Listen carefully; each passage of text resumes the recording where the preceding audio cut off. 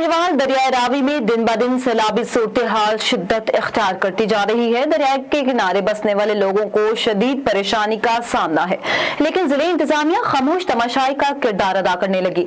इसी हवाले से मजीद जानते हैं हमारे नुमाइंदा अमान हशमत से। जी अमान, सैलाबी सूरत हाल से आगाह कीजिएगा।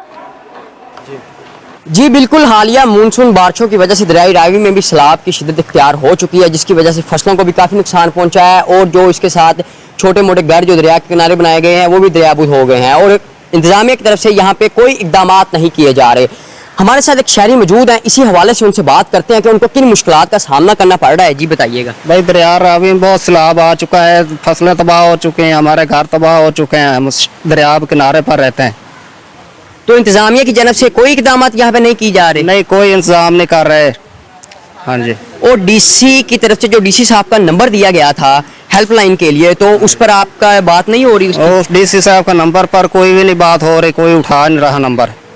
जी बिल्कुल, जिस तरह आपने इनकी बात सुनी कि इंतजामिया की तरफ से यहाँ पर कोई इकदाम नहीं किए जा रहे, जो डिप्टी कमिश्नर साहिवाल का हेल्पलाइन नंबर दिया गया था उस नंबर पर कॉल करते हैं तो वो नंबर भी बंद जाता है।